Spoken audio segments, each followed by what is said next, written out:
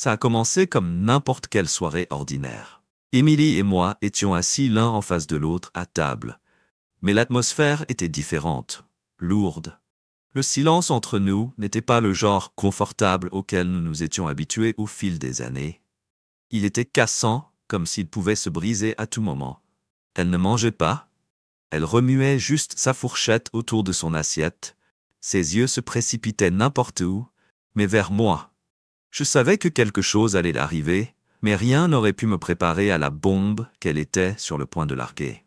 « Je l'aime », dit-elle soudain d'une voix aiguë et traversant le silence. Ma main a figé le verre en l'air d'eau que j'étais sur le point de porter à mes lèvres en tremblant légèrement. Je l'ai regardé, pas sûr de l'avoir bien entendu. Ce que le mot est sorti plus doucement que prévu, presque un murmure, ses yeux ont finalement rencontré les miens, et j'ai vu quelque chose que je n'avais pas remarqué avant de se résoudre. Il n'y avait ni culpabilité, ni honte, juste une détermination tranquille qui m'a fait froid dans le dos. « Je l'aime », a-t-elle répété, et je ne reviendrai jamais. Le poids de ces mots s'est appuyé sur moi comme 1000 briques. Je voulais crier pour exiger des réponses pour lutter pour ce que nous avons construit, mais à la place, je suis juste resté assis là à regarder la femme que je pensais connaître, essayant de réconcilier cet inconnu avec l'Émilie que j'ai aimée pendant des années. « D'accord. » J'ai finalement dit, ma voix calme et mesurée était trop calme. Je pouvais dire qu'elle ne s'attendait pas à cette réaction, ses sourcils froncés. Et pendant un bref instant, j'ai vu une lueur de doute traverser son visage, mais elle a disparu aussi vite qu'elle a été remplacée par cette même détermination froide. « Je pensais que tu serais en colère. » Elle a admis son ton prudent maintenant. En colère, je n'étais pas sûr d'avoir la capacité à ressentir une seule émotion à ce moment-là. La colère était là, certes, bouillonnante sous la surface, mais elle était accompagnée d'une tristesse écrasante, d'un sentiment de trahison si profond qu'il m'a laissé engourdi. « Qu'est-ce que la colère résoudrait ?» ai-je demandé en m'appuyant sur ma chaise et en croisant les bras. Mon calme semblait la perturber, et pour une raison qui m'a donné un petit sentiment de satisfaction, elle s'est levée, puis a repoussé sa chaise avec un grattage qui a résonné dans toute la pièce. « Je resterai avec lui », a-t-elle dit comme si c'était une décision qu'elle avait prise il y a longtemps, et qu'elle était seulement me disant maintenant par sentiment d'obligation. J'ai hoché la tête, ne me faisant pas confiance pour parler si j'ouvrais la bouche. Je n'étais pas sûr de ce qui en ressortirait. Un appel pour qu'elle suspende son accusation ou quelque chose d'encore plus laid. Elle a hésité un instant, comme si elle attendait pour que je dise quelque chose, mais je ne l'ai pas fait. Je ne pouvais pas. Et puis elle a laissé le bruit de la porte se refermer derrière elle, se répercuter dans la maison, maintenant vide. Je suis resté assis là pendant ce qui m'a semblé 2 heures à regarder la chaise qu'elle lui avait laissée, de mots rejoués dans ma tête comme un disque rayé. Je l'aime, je ne reviendrai jamais, la vie que nous avons construite ensemble a défilé devant mes yeux, les vacances, les conversations de fin de soirée, les promesses que nous nous sommes faites.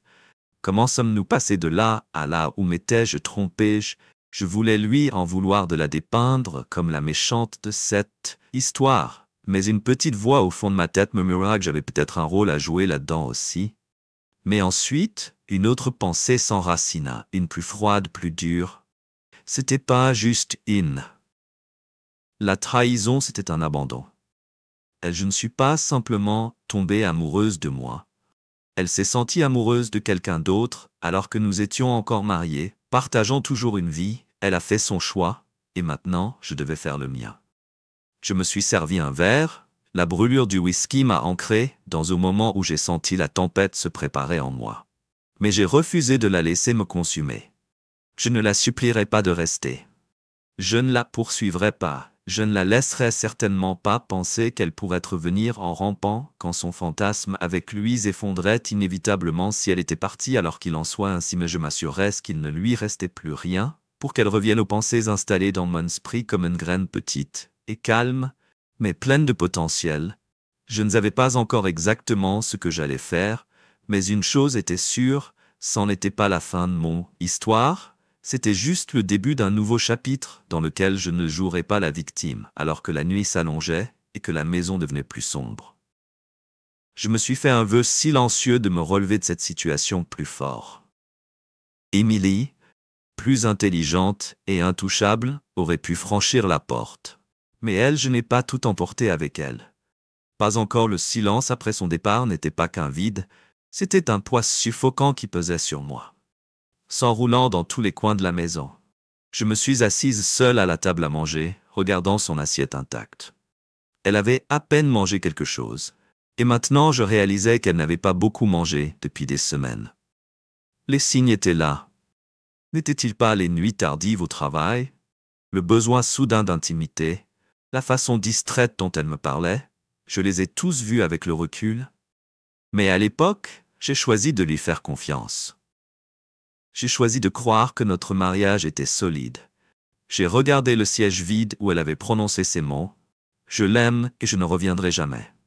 Résonnait encore dans mon esprit, se tordant comme un couteau logé dans ma poitrine. C'était presque risible à quel point elle le disait calmement, comme si elle me disait qu'elle avait décidé de changer de coiffure ou de quitter son travail, de ne pas quitter notre mariage et de se retrouver dans les bras de quelqu'un d'autre. Je suis restée assise là pendant des heures, perdue dans les souvenirs de la vie que nous avons construite. Les vacances, les rires, les rêves, nous. J'ai partagé qu'ils se sentaient tous comme des mensonges maintenant, mais plus j'y pensais, plus je réalisais que ce n'était pas la première trahison. C'était juste la dernière. Il y avait eu des milliers de petites trahisons avant ces moments où elle s'est éloignée émotionnellement quand elle a choisi elle-même sur nous. Je les avais ignorés en pensant qu'ils n'étaient que les flux et les flux naturels d'une relation. Maintenant, je savais qu'à un moment donné, je me suis dirigé vers le salon en m'effondrant sur le canapé. La maison semblait trop grande, trop vide, sans sa présence. J'ai jeté un coup d'œil à la table basse, où une photo encadrée de nous assis, elle venait de notre voyage en Italie il y a quelques années. Nous sourions tous les deux devant le Colisée. Je l'ai ramassée en regardant son visage. Elle avait l'air si heureuse, tellement amoureuse. J'ai senti un rire amer m'échapper de la gorge, alors que c'est. J'ai réalisé que cette personne n'existait plus. Peut-être qu'elle n'avait jamais existé. Je n'ai pas dormi cette nuit-là. À la place, je me suis servi verre après verre, chacun engourdissant les arêtes vives de mes pensées, mais ne les émoussant jamais complètement au moment où l'aube se levait. J'étais toujours assise. Sur le canapé, mon esprit est un tourbillon d'émotions, de colère, de tristesse et d'incrédulité se sont battus pour la domination. Mais une chose est devenue claire, je ne laisserai pas cela me détruire. J'ai pensé à appeler quelqu'un, peut-être Marcus, mon meilleur ami depuis l'université. Il avait toujours été celui qui me donnait du recul quand les choses devenaient difficiles. Mais je ne pouvais pas me résoudre à dire les mots à voix haute. Admettre ce qui s'était passé, c'était comme admettre un échec, et je n'étais pas encore prêt pour cela. Au lieu de cela, j'ai sorti mon téléphone et j'ai fait défiler mes contacts, jusqu'à ce que je trouve le nom de Lisa avec laquelle elle travaillait. Émilie, et si n'importe qui pouvait me dire la vérité sur ce qui s'était passé, c'était elle. J'ai hésité un moment avant d'envoyer un simple message. Émilie est partie. J'ai besoin de réponse. Peux-tu m'appeler en attendant sa réponse? J'ai commencé à réfléchir à ce à quoi pourrait ressembler la vie d'Émilie. Comme maintenant, elle était déjà avec lui. Il riait à mes dépens, célébrant leur liberté. Cette pensée m'a fait retourner l'estomac. Mais cela a aussi allumé une étincelle de quelque chose d'autre. Elle pensait qu'elle pouvait me laisser s'éloigner de tout ce que nous avions construit, tout en gardant son filet de sécurité. Intacte, elle pensait pouvoir, je reviens, prouver si les choses avec lui ne fonctionnent pas, mais elle avait tort. J'ai attrapé un cahier et je l'ai épinglé sur la table d'appoint en l'ouvrant sur une page blanche. Il était temps de faire un plan. Je ne connaissais pas encore tous les détails, mais je savais une chose avec certitude. Je n'allais pas la laisser gagner, alors que le soleil du matin filtrait à travers les stores. J'ai commencé à écrire chaque mot, chaque idée. J'avais l'impression de récupérer un morceau de moi-même. Ce n'était plus seulement à propos d'Émilie, c'était à propos de moi. De prendre le contrôle de ma vie et de m'assurer que lorsqu'elle suit. J'ai réalisé son erreur, il ne lui resterait plus rien pour revenir dans la tempête, mais j'étais prêt à y faire face. La première chose que j'ai réalisée après le départ d'Émilie, c'est que je ne pouvais pas me permettre de sombrer dans le désespoir. Ce n'était pas dans la nature et l'homme qui se couche et laisse la vie le piétiner. Je devais agir, je devais avancer. Le silence de la maison était écrasant, mais dans ce silence, j'ai trouvé la clarté. Plus je pensais à ces paroles, je l'aime et je perds. Je ne reviendrai jamais, plus je deviens déterminé. Elle pensait qu'elle l'avait fait, celle qu'elle pensait pouvoir entrer dans une nouvelle vie avec lui, me laissant ramasser les morceaux. Non, je n'allais pas laisser cela arriver. La première étape était les finances. Émilie a toujours aimé penser qu'elle était la plus avisée en matière d'argent. Mais en vérité, c'est moi qui gérais nos comptes depuis le début. Elle y avait accès, bien sûr, mais j'étais celle qui connaissait chaque détail où se trouvaient les économies, combien il y avait dans chaque compte et quels actifs étaient au nom de qui assis à mon ordinateur portable. Je me suis connecté à notre compte commun, c'était autant le sien, comme c'était le mien, mais cela ne me semblait plus juste. Elle avait perdu sa prétention au moment où elle l'avait choisi plutôt que nous. Mes doigts ont plané sur le clavier pendant un moment avant de commencer à transférer la majeure partie des fonds sur mon compte personnel. Le numéro dans le joint, mon compte a diminué rapidement jusqu'à ce qu'il ne reste plus qu'un montant symbolique. Est-ce insignifiant peut-être? Mais il ne s'agissait pas d'être mesquin, il s'agissait de me protéger. Émilie m'avait déjà montré de quoi elle était capable. Je n'allais pas me laisser vulnérable à n'importe quel plan qu'elle et son nouvel homme pourraient rêver quand les transferts étaient terminés. Je me suis penché en arrière sur ma chaise, ressentant un petit sentiment de satisfaction pour la première fois depuis qu'elle était partie. Ce n'était pas grand-chose, mais c'était un début. La prochaine étape était les cartes de crédit. Émilie en avait quelques-unes à son nom, mais nous aussi, j'avais une carte commune que je savais qu'elle utilisait fréquemment. J'ai appelé la banque et je l'ai annulée pour m'assurer qu'elle soit coupée de cette source de dépenses. Puis-je demander pourquoi vous annulez? Le représentant a demandé, disons simplement que je ne veux pas financer quelqu'un. Le bonheur des autres? J'ai répondu d'un ton plus aigu que moi prévu. Avec les finances prises en charge, j'ai porté mon attention sur nos actifs. Nous possédons une maison, une voiture et quelques investissements. La maison était la plus grande pièce du puzzle, et je savais que je devrais agir rapidement si je voulais la récupérer avant. Elle a essayé de revendiquer sa créance. J'ai appelé Marcus, mon meilleur ami et conseiller financier, si quelqu'un pouvait m'aider à m'y retrouver. C'était lui. Elle est partie. Je lui ai dit sans embâche. Quand il a répondu, il y avait une pause à l'autre bout du fil. Il a répété qu'elle, je suis parti. J'ai expliqué à quelqu'un d'autre et je ne le suis pas. Je vais la laisser repartir avec ce que nous avons construit ensemble. Putain, marmonna. Marcus, je suis désolé mec. Qu'est-ce que tu as besoin de moi? Aide-moi à sécuriser la maison, que j'ai dit que je voulais en mon nom. Elle seule peut avoir les souvenirs, mais pas la propriété, pour laquelle Marcus a hésité un instant avant d'accepter. D'accord, il a dit, mais tu en es sûr une fois que tu l'as fait? Il n'y a pas de retour en arrière, il n'y a rien à revenir. J'ai répondu en raccrochant le téléphone, j'ai senti le poids de mes décisions s'abattre sur moi. Ce n'était pas juste à propos de me protéger, il s'agissait de faire une déclaration. Émilie pensait qu'elle pouvait me laisser derrière elle, tout en gardant son filet de sécurité intact. Elle pensait que je l'attendrais et que je serais là quand elle réaliserait son erreur. Mais je n'allais pas être cet homme au moment où j'aurais fini de sécuriser le finance et entamer le processus pour devenir pleinement propriétaire de la maison. Il était minuit bien passé.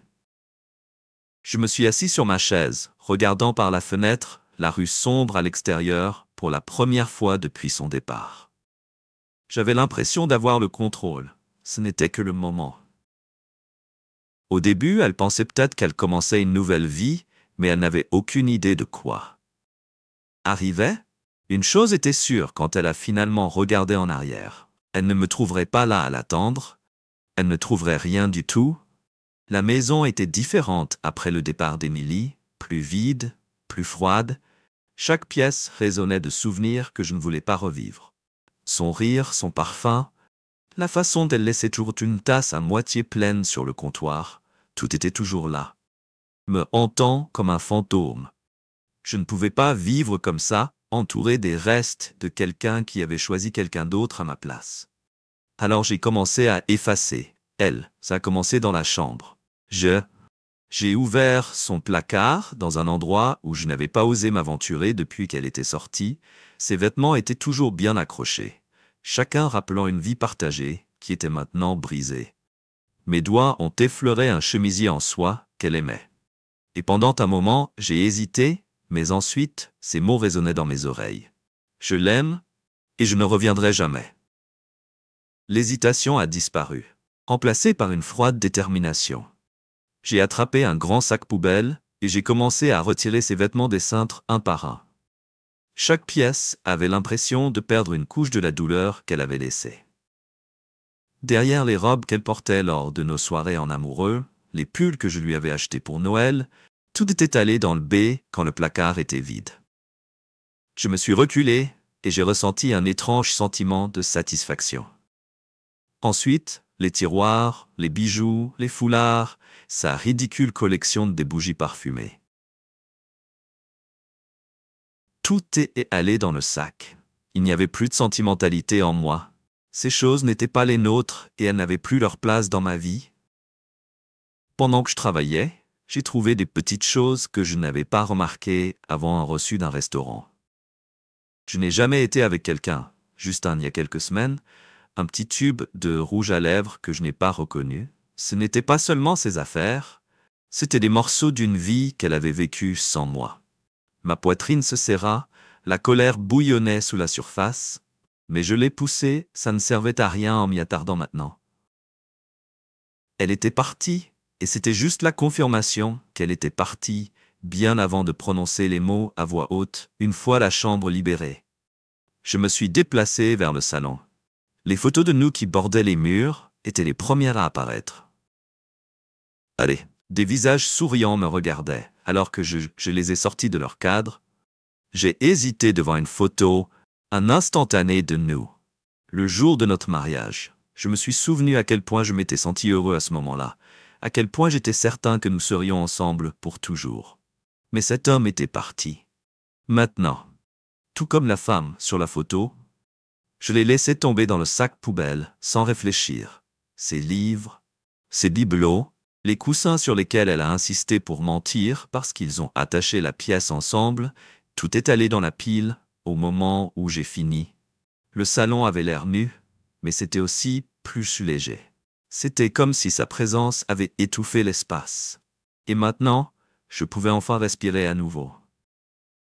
Le dernier arrêt était la salle de bain.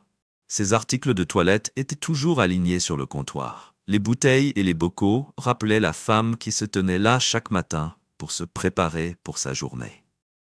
Je les ai mis dans un autre sac, sans interrompre le bruit du verre et du plastique qui résonnait dans la pièce. Au moment où j'ai fini, la maison ne ressemblait plus à la sienne. Elle ne ressemblait pas non plus à la nôtre. Mais ce n'était pas grave. C'était une page vierge maintenant. Et je peux. J'avais besoin que j'ai tout chargé dans ma voiture et que je me suis rendu à un centre de dons de l'autre côté de la ville, pendant que je remettais les sacs. La bénévole m'a souri et m'a remercié. Elle n'avait aucune idée de ce qu'elle me prenait ou de ce que je laissais derrière moi quand Je suis rentré à la maison, je me suis servi un verre et je me suis tenu au milieu du salon. Maintenant vide, les murs étaient nus, les étagères vides. Mais pour la première fois depuis des jours, je ne me sentais pas dépassé. C'était mon espace maintenant libre de son ombre. Je le savais. N'était qu'une étape dans un long processus. Mais j'avais l'impression significative, Émilie était partie, et maintenant ses affaires avaient disparu aussi. Elle avait quitté notre vie, et je m'assurais qu'il n'y avait aucune trace d'elle pour y revenir.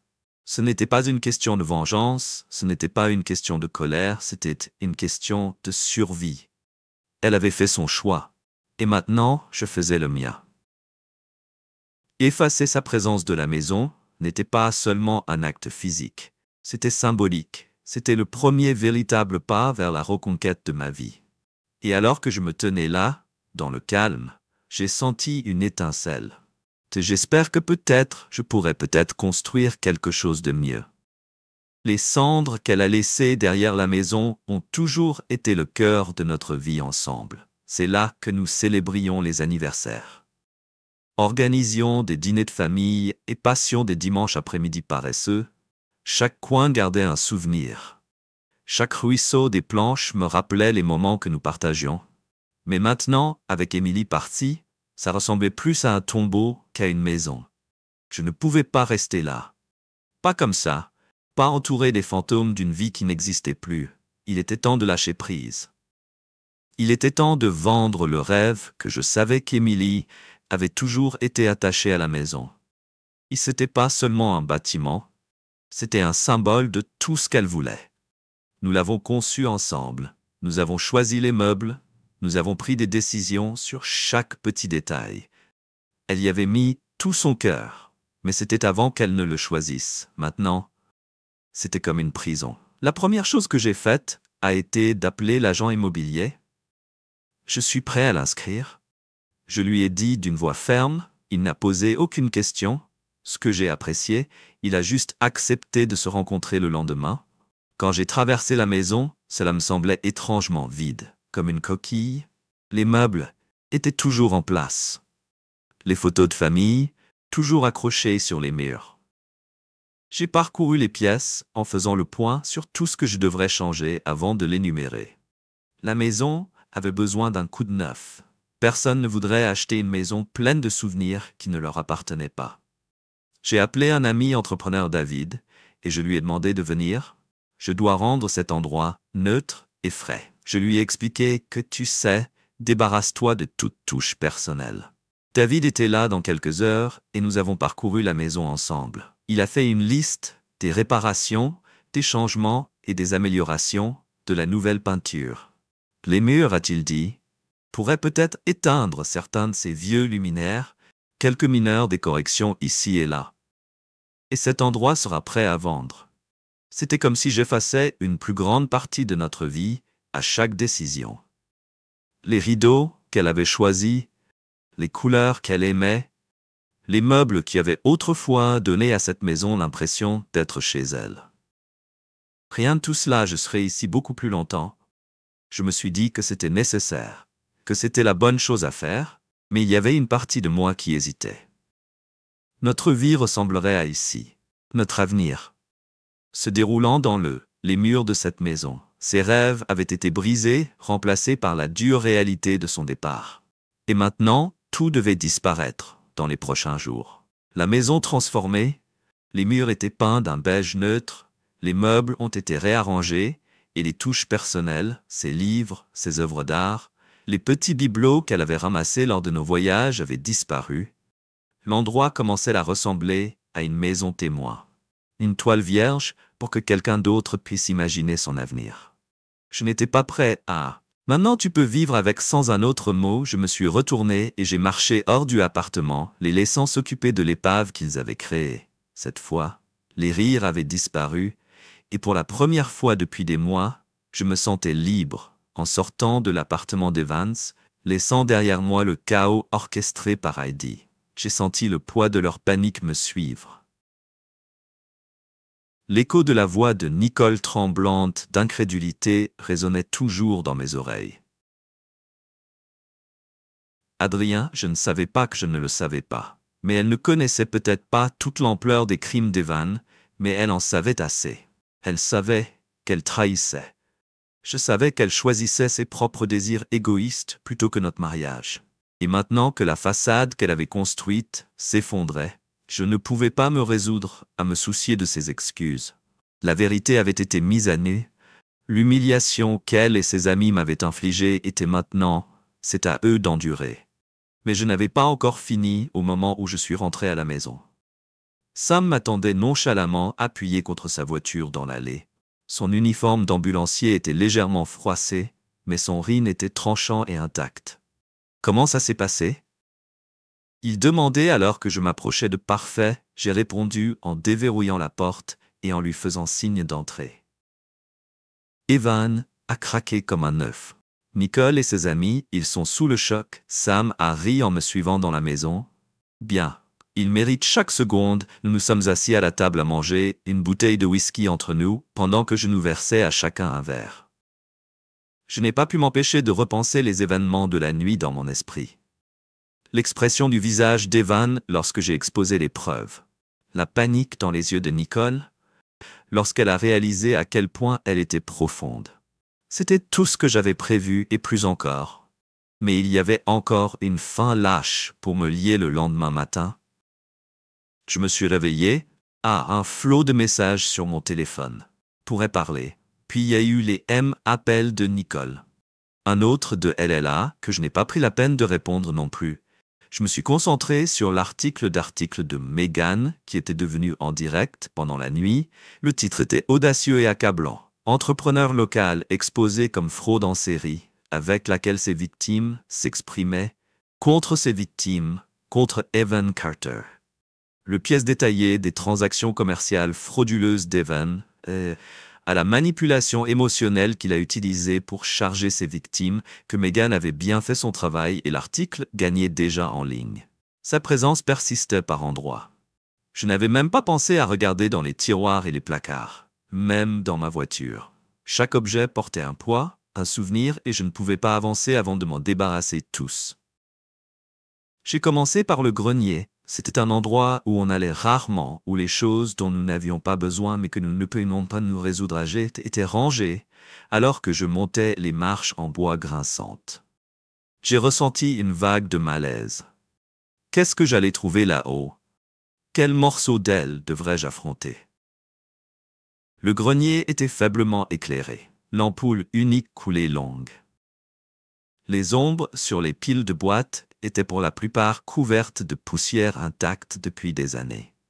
J'ai ouvert la première et j'ai immédiatement vu une collection de vieux albums photos les feuilletants. J'ai vu nos sourires figés dans le temps. Chaque photo était une instantanée de voyage plus heureux que nous avions pris des vacances. Nous avions célébré des moments que je pensais inébranlables pendant un bref instant. J'ai envisagé de le garder, peut-être qu'un jour je voudrais regarder en arrière pour me souvenir de bons moments, mais ensuite sa voix ça résonnait dans mon esprit, je l'aime. Et je ne l'oserai jamais, je reviens le photo, c'en était plus de souvenirs, c'était des mensonges. J'ai fermé l'album et je l'ai mis de côté en me résolvant de le gérer avec tout le reste ensuite. J'ai ouvert une boîte étiquetée souvenirs à l'intérieur, il y avait de souvenirs de nos voyages petites motos, ça l'avait insisté pour acheter une petite tour Eiffel à Paris, un coquillage de notre voyage à la plage, une tasse de café de l'époque, où nous nous sommes perdus dans les montagnes. Ces sommes tombées sur un petit dîner, chacune était un déclencheur, un rappel de la vie que nous avions partagée. Je les jetai dans un sac poubelle sans hésitation. Pendant que je travaillais mon chemin à travers le grenier, j'ai trouvé des choses que j'avais oubliées à propos de la carte d'anniversaire que j'avais écrite pour elle, mais que je n'avais jamais donné un foulard. Je lui ai acheté pendant notre premier hiver ensemble, les fleurs séchées du jour de notre mariage. C'était comme retirer les couches d'une blessure qui n'était pas complètement guérie, mais avec chaque objet que je jetais, je me sentais plus léger, comme si je me débarrassais du poids de sa trahison.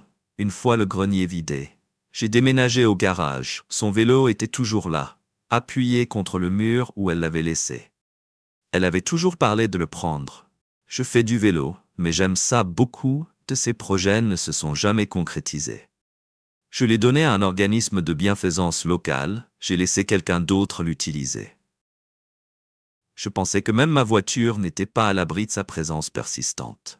J'ai trouvé un vieux tube de rouge à lèvres dans la boîte à gants, un foulard drapé sur le dos, un siège et une paire de lunettes de soleil qu'elle avait oubliées. C'était stupéfiant à quel point elle s'était profondément ancrée dans ma vie, à quel point il était difficile de la démêler. Le dernier arrêt était mon placard. La plupart de ses vêtements avaient disparu, mais il y avait encore des traces d'elle.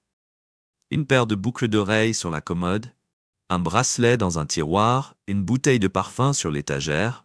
Je les ai tous rangés, en faisant attention à ne pas laisser la sentimentalité s'infiltrer. Ce n'étaient que des objets, je me suis dit, et les objets pourraient être remplacés à mesure que la pile d'objets jetés grandissait, tout comme mon sentiment de liberté. À la fin de la journée, j'avais rempli plusieurs sacs et boîtes. chacun étant un symbole de la vie que je laissais derrière moi. Je les ai chargés dans ma voiture et je me suis rendu au centre de don. Le bénévole m'a accueilli avec un sourire chaleureux, alors que je lui remettais les objets. « Bien sûr que tu veux te séparer de tout ça », m'a-t-elle demandé. J'ai hoché la tête. Une résolution inébranlable. Je suis sûr qu'en rentrant chez moi, j'ai ressenti un étrange mélange d'émotions. Il y avait une séance triste, bien sûr, comment pourrait-il ne pas y en avoir, mais il y avait aussi du soulagement. Chaque objet que j'avais jeté était une autre étape vers la reconquête de ma vie quand je suis rentré à la maison. Je me sentais différente, plus calme, oui, mais aussi plus légère. L'absence de ses affaires faisait que l'espace ressemblait moins à un rappel de sa trahison qu'à une toile vierge. Je me suis assis sur le canapé et j'ai regardé les murs vides, enfin capable de respirer profondément. Ce n'était pas à propos de ça. Il ne s'agissait plus de se venger. Il s'agissait de nettoyer, prendre le contrôle de ma vie et créer de la place pour quelque chose de nouveau. Émilie avait fait son choix, et maintenant je faisais le mien. Le passé avait été mis dans une boîte et donné à des étrangers, et pour la première fois depuis longtemps, l'avenir semblait être le mien seul. C'était le cas. Peu de temps après avoir vidé la maison, j'ai commencé à entendre des chuchotements sur Émilie et sa nouvelle vie. Je ne les avais pas recherchés. Je n'étais pas intéressé à me torturer avec des détails sur elle et lui, mais les gens parlent et parfois la vérité vous découvre, si tu voulais ou pas. Le premier appel est venu de Lisa, ma source interne au bureau d'Émilie. « Je pensais que tu voudrais savoir, » dit-elle prudemment. Émilie et Jason ont emménagé dans un nouvel appartement dans un endroit chic du centre-ville. Je suppose qu'ils jouent à la maison maintenant. Je n'ai pas immédiatement répondu à l'idée qu'ils construisent ensemble une vie sur les ruines. L'un des nôtres a frappé plus fort que ce à quoi je m'attendais. Bien pour eux, dis-je finalement en essayant de paraître indifférent. Mais Lisa n'avait pas fini que les gens au travail parlent. Elle a continué. Jason se vantait de la perfection de tout, mais elles étaient tues en laissant le reste inexprimé, mais ce que j'ai appuyé incapable de m'aider, il est sorti tard avec d'autres femmes, les mots flottaient dans l'air entre nous, un rire amer m'a échappé avant que je puisse l'arrêter. Bien sûr, Jason poursuivait déjà d'autres femmes, les hommes comme ils ne sont pas installés, s'ils sont collectés des trophées, et Émilie a été aveuglée par n'importe quel bras elle pensait voir en lui, qu'elles étaient fait son dernier prix. Merci de m'avoir fait savoir. J'ai dit de mettre fin à l'appel avant que Lisa ne puisse offrir plus de pitié. Je n'avais pas besoin de sa sympathie, et je n'avais pas besoin de détails, mais autant que je voulais pour avancer, je ne pouvais pas empêcher mon esprit de vagabonder. Je les imaginais dans leur appartement cher. Elle le décorait comme si elle avait notre maison. Il rentrait tard avec du rouge à lèvres sur le col. Était-elle heureuse? Était-ce qu'elle commençait à voir les fissures dans sa nouvelle vie parfaite? Les semaines passaient et The Whispers ont continué. Marcus, mon toujours fidèle ami, m'a envoyé une photo un jour. C'était Jason qui riait dans un bar avec ses bras autour d'une femme qui n'était définitivement pas Émilie. Pensais que tu aimerais peut-être voir ce qui te manquait. Marcus a plaisanté. J'ai regardé la photo depuis longtemps, un mélange d'émotions me retournant dans la poitrine. D'un côté, je me sentais justifié. Émilie m'avait échangé contre ce type, un homme qui ne pouvait même pas rester fidèle pendant quelques mois. De l'autre, je ne ressentais rien, ni de la tristesse, ni de la colère, juste une sorte de prise de conscience creuse que sa trahison. Ça a été une bénédiction déguisée. Un soir, Lisa a rappelé Émilie a été différente au travail. Ces derniers temps, elle a dit plus doucement, elle ne parle plus de Jason. Pourquoi tu me dis ça? J'ai demandé une touche d'irritation s'insinuant dans ma voix parce que je pense qu'elle commence à... Je le regrette. Lisa a répondu doucement, elle n'a rien dit mais vous pouvez le voir sur son visage, elle a l'air perdue. L'idée qu'Émilie regrette sa décision ne m'a pas apporté la satisfaction que je pensais qu'elle me fatiguerait. Je l'ai fait. Je ne voulais pas qu'elle regrette. Je ne voulais rien d'elle. Elle avait fait son choix et je faisais de mon mieux pour passer à autre chose.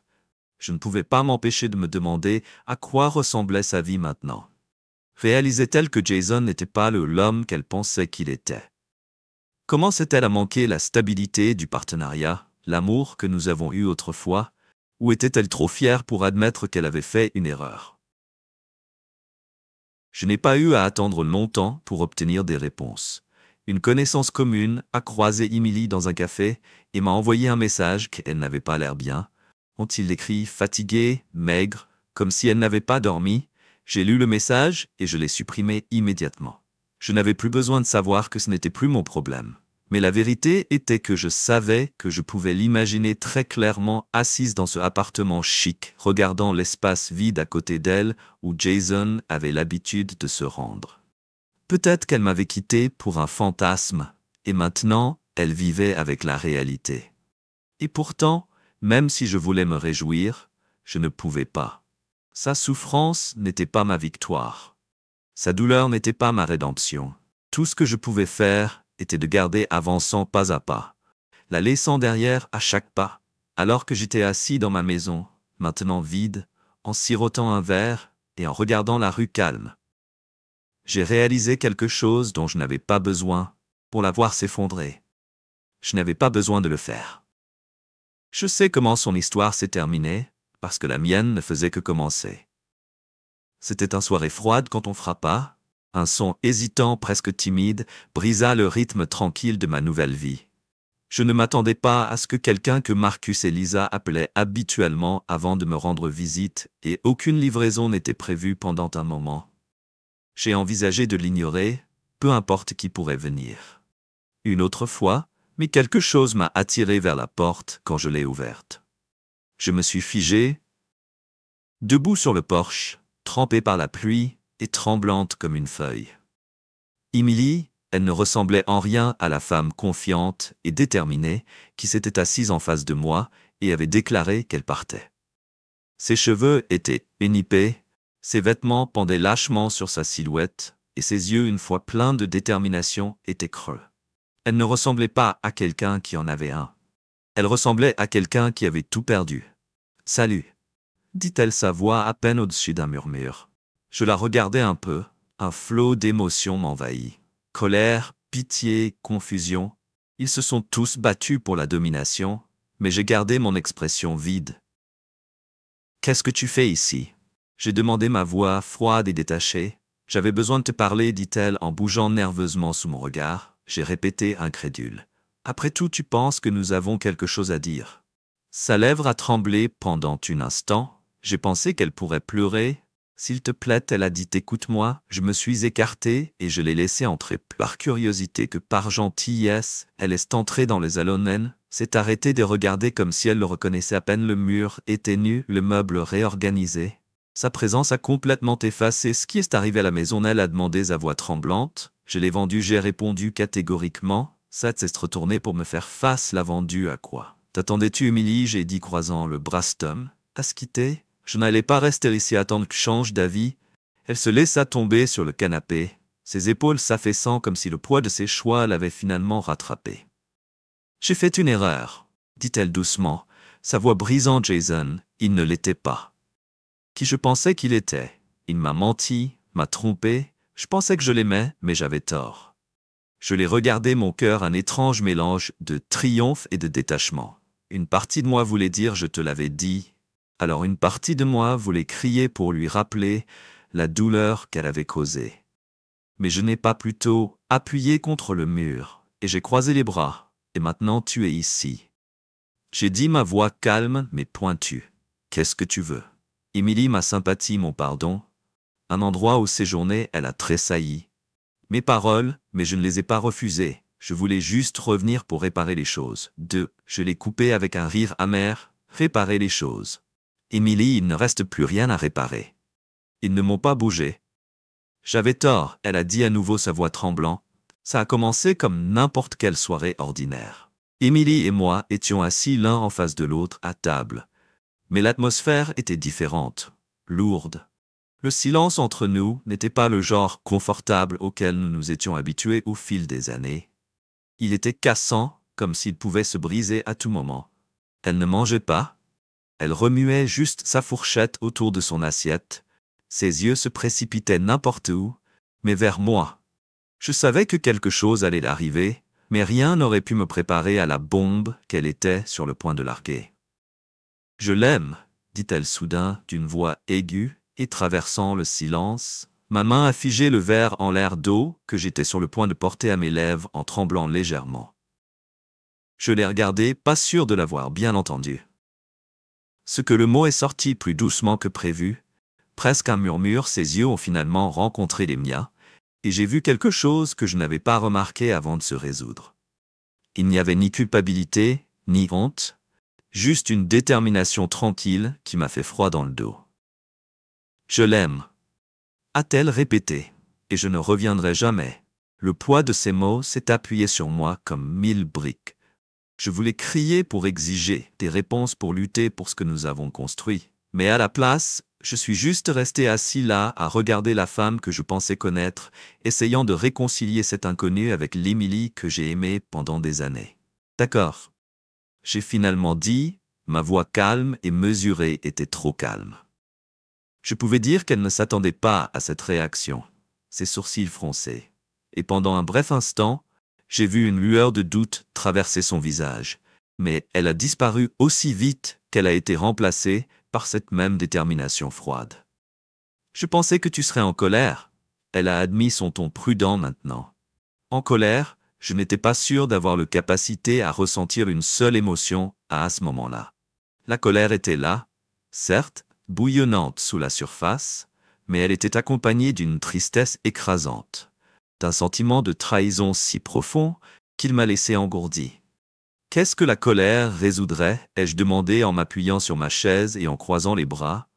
Mon calme semblait la perturber, et pour une raison qui m'a donné un petit sentiment de satisfaction, elle s'est levée, puis a repoussé sa chaise avec un grattage qui a résonné dans toute la pièce. Je resterai avec lui, a-t-elle dit comme si c'était une décision qu'elle avait prise il y a longtemps, et qu'elle était seulement me disant maintenant par sentiment d'obligation.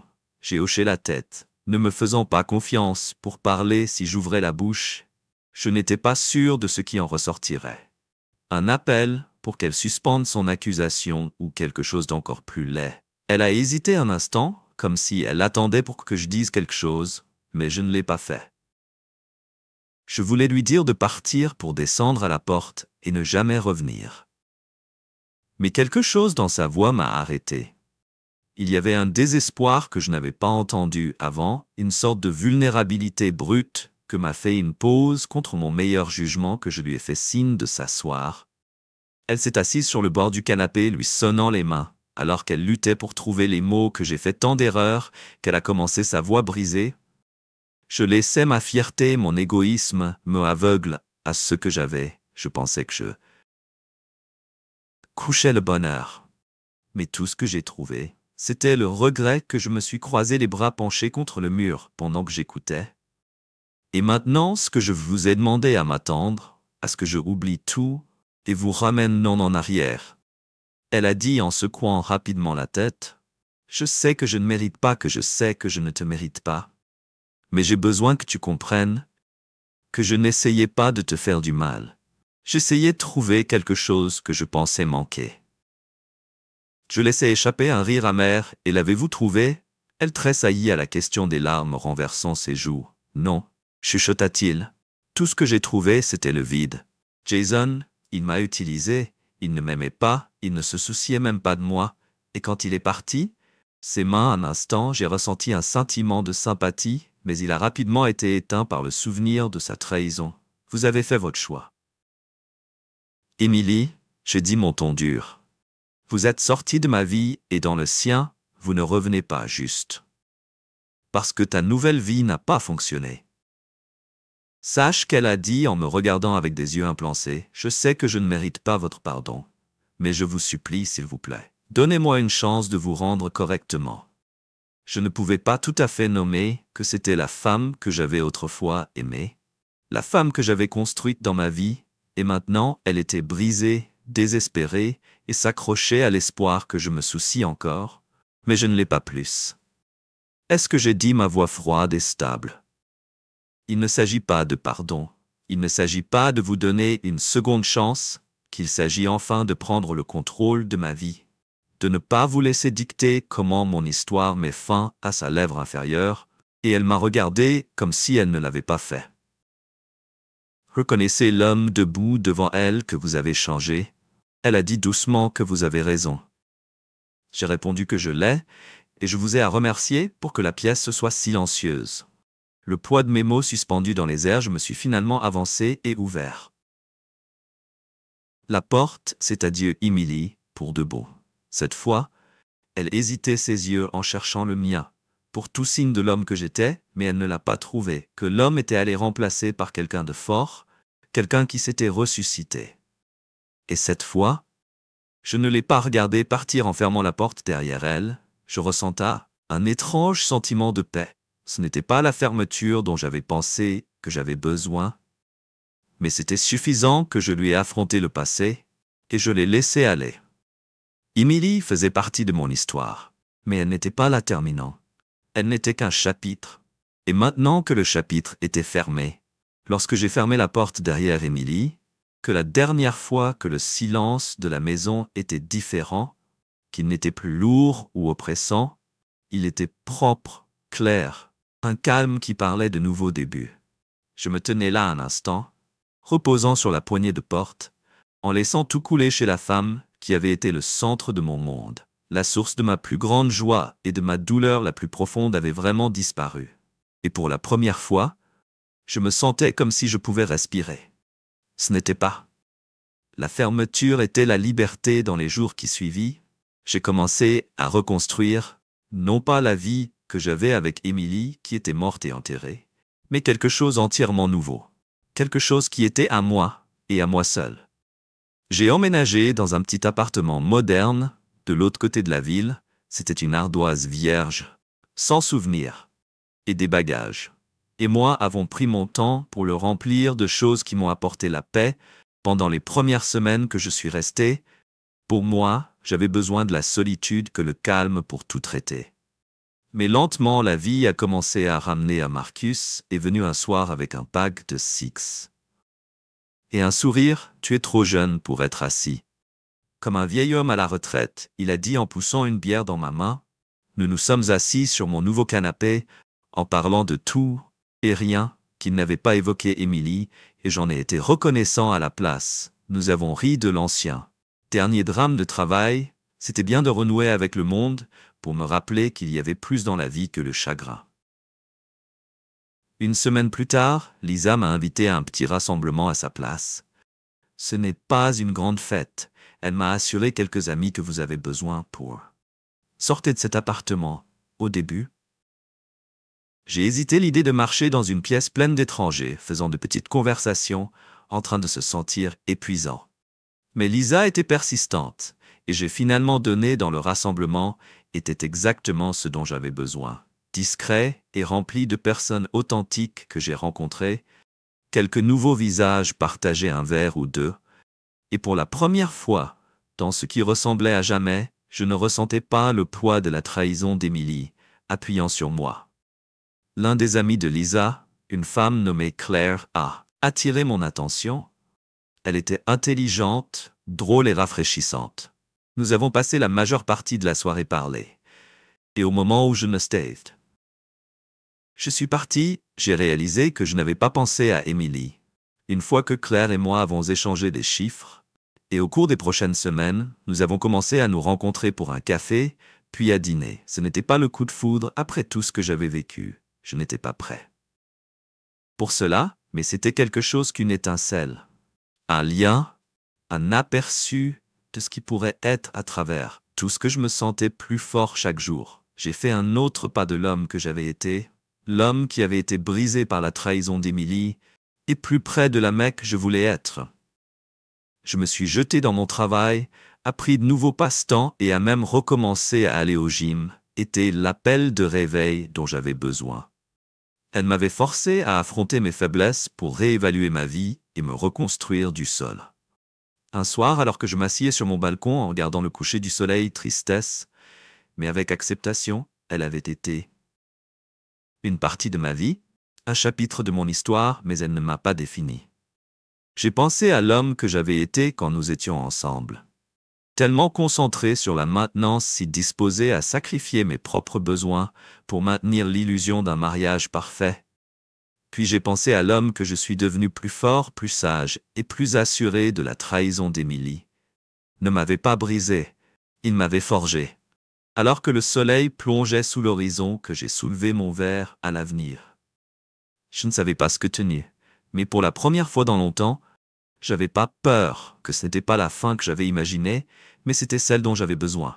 Et alors que je m'asseyais là, se prélasser dans le morceau calme de ma nouvelle vie, j'ai réalisé quelque chose de profond.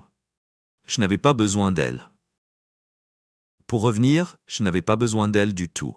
J'étais entier et j'étais prêt à écrire le prochain chapitre de mon histoire sur mes termes à ma manière, sans personne qui ait le code PIN. Elle ne me trouverait pas là à l'attendre. Elle ne trouverait rien du tout.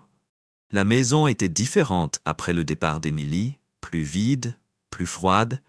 Chaque pièce résonnait de souvenirs que je ne voulais pas revivre. Son rire, son parfum, la façon d'elle laisser toujours une tasse à moitié pleine sur le comptoir, tout était toujours là, me hantant comme un fantôme. Je ne pouvais pas vivre comme ça, entouré des restes de quelqu'un qui avait choisi quelqu'un d'autre à ma place. Alors j'ai commencé à effacer. Elle, ça a commencé dans la chambre. J'ai ouvert son placard dans un endroit où je n'avais pas osé m'aventurer depuis qu'elle était sortie. Ses vêtements étaient toujours bien accrochés, chacun rappelant une vie partagée qui était maintenant brisée. Mes doigts ont effleuré un chemisier en soie qu'elle aimait. Et pendant un moment, j'ai hésité, mais ensuite, ces mots résonnaient dans mes oreilles. Je l'aime, et je ne reviendrai jamais. L'hésitation a disparu, remplacée par une froide détermination. J'ai attrapé un grand sac poubelle et j'ai commencé à retirer ses vêtements des cintres un par un. Chaque pièce avait l'impression de perdre une couche de la douleur qu'elle avait laissée. Derrière les robes qu'elle portait lors de nos soirées en amoureux, les pulls que je lui avais achetés pour Noël, tout était allé dans le B quand le placard était vide. Je me suis reculé et j'ai ressenti un étrange sentiment de satisfaction. Ensuite, les tiroirs, les bijoux, les foulards, sa ridicule collection de bougies parfumées. Tout est allé dans le sac. Il n'y avait plus de sentimentalité en moi. Ces choses n'étaient pas les nôtres et elles n'avaient plus leur place dans ma vie. Pendant que je travaillais, j'ai trouvé des petites choses que je n'avais pas remarquées avant un reçu d'un restaurant. Je n'ai jamais été avec quelqu'un, juste il y a quelques semaines, un petit tube de rouge à lèvres que je n'ai pas reconnu. Ce n'était pas seulement ses affaires, c'était des morceaux d'une vie qu'elle avait vécue sans moi. Ma poitrine se serra, la colère bouillonnait sous la surface, mais je l'ai poussée, ça ne servait à rien en m'y attardant maintenant. Elle était partie, et c'était juste la confirmation qu'elle était partie, bien avant de prononcer les mots à voix haute, une fois la chambre libérée. Je me suis déplacé vers le salon. Les photos de nous qui bordaient les murs étaient les premières à apparaître. Allez, des visages souriants me regardaient, alors que je les ai sortis de leur cadre. J'ai hésité devant une photo, un instantané de nous. Le jour de notre mariage, je me suis souvenu à quel point je m'étais senti heureux à ce moment-là, à quel point j'étais certain que nous serions ensemble pour toujours. Mais cet homme était parti. Maintenant, tout comme la femme sur la photo, je l'ai laissé tomber dans le sac poubelle sans réfléchir. Ses livres, ses bibelots, les coussins sur lesquels elle a insisté pour mentir parce qu'ils ont attaché la pièce ensemble, tout est allé dans la pile au moment où j'ai fini. Le salon avait l'air nu, mais c'était aussi plus léger. C'était comme si sa présence avait étouffé l'espace. Et maintenant, je pouvais enfin respirer à nouveau. Le dernier arrêt était la salle de bain. Ses articles de toilette étaient toujours alignés sur le comptoir. Les bouteilles et les bocaux rappelaient la femme qui se tenait là chaque matin pour se préparer pour sa journée. Je les ai mis dans un autre sac, sans interrompre le bruit du verre et du plastique qui résonnait dans la pièce. Au moment où j'ai fini, la maison ne ressemblait plus à la sienne. Elle ne ressemblait pas non plus à la nôtre. Mais ce n'était pas grave. C'était une page vierge maintenant. Et je peux. J'avais besoin que j'ai tout chargé dans ma voiture et que je me suis rendu à un centre de dons de l'autre côté de la ville, pendant que je remettais les sacs. La bénévole m'a souri et m'a remercié. Elle n'avait aucune idée de ce qu'elle me prenait ou de ce que je laissais derrière moi quand je Je suis rentré à la maison, je me suis servi un verre et je me suis tenu au milieu du salon. Maintenant vide, les murs étaient nus, les étagères vides. Mais pour la première fois depuis des jours, je ne me sentais pas dépassé. C'était mon espace maintenant libre de son ombre. Je le savais. N'était qu'une étape dans un long processus. Mais j'avais l'impression significative, Émilie était partie, et maintenant ses affaires avaient disparu aussi. Elle avait quitté notre vie, et je m'assurais qu'il n'y avait aucune trace d'elle pour y revenir. Ce n'était pas une question de vengeance, ce n'était pas une question de colère, c'était une question de survie. Elle avait fait son choix, et maintenant je faisais le mien. Effacer sa présence de la maison n'était pas seulement un acte physique, c'était symbolique, c'était le premier véritable pas vers la reconquête de ma vie. Et alors que je me tenais là, dans le calme, j'ai senti une étincelle. Et j'espère que peut-être je pourrais construire quelque chose de mieux.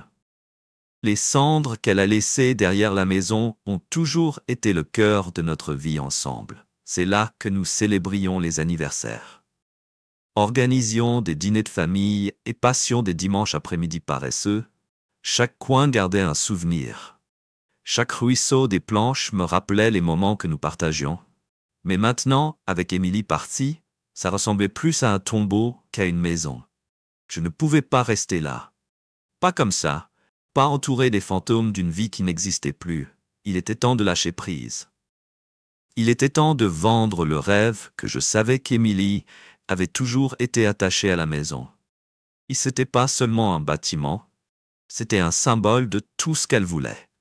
Nous l'avons conçu ensemble, nous avons choisi les meubles, nous avons pris des décisions sur chaque petit détail.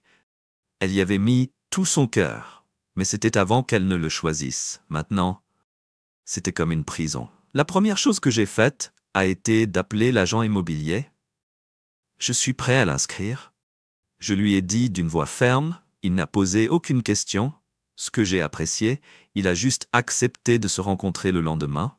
Quand j'ai traversé la maison, cela me semblait étrangement vide, comme une coquille. Les meubles étaient toujours en place. Les photos de famille, toujours accrochées sur les murs. J'ai parcouru les pièces en faisant le point sur tout ce que je devrais changer avant de l'énumérer. La maison avait besoin d'un coup de neuf. Personne ne voudrait acheter une maison pleine de souvenirs qui ne leur appartenaient pas. J'ai appelé un ami entrepreneur David et je lui ai demandé de venir. Je dois rendre cet endroit neutre et frais. Je lui ai expliqué que tu sais, débarrasse-toi de toute touche personnelle. David était là dans quelques heures et nous avons parcouru la maison ensemble. Il a fait une liste des réparations, des changements et des améliorations de la nouvelle peinture.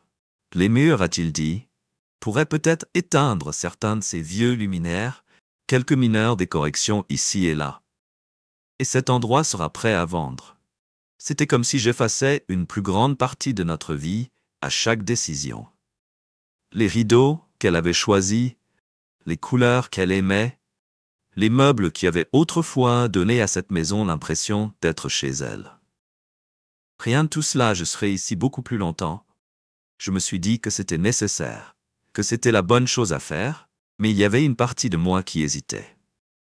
Notre vie ressemblerait à ici, notre avenir, se déroulant dans les murs de cette maison. Ses rêves avaient été brisés, remplacés par la dure réalité de son départ.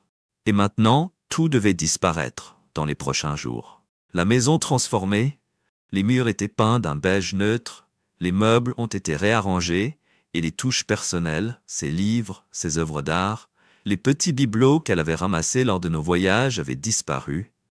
L'endroit commençait à ressembler à une maison témoin. Une toile vierge pour que quelqu'un d'autre puisse imaginer son avenir.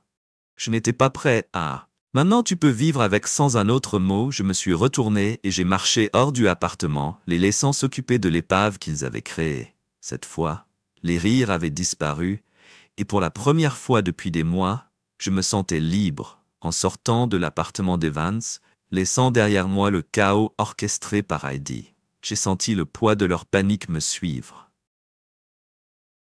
L'écho de la voix de Nicole tremblante d'incrédulité résonnait toujours dans mes oreilles.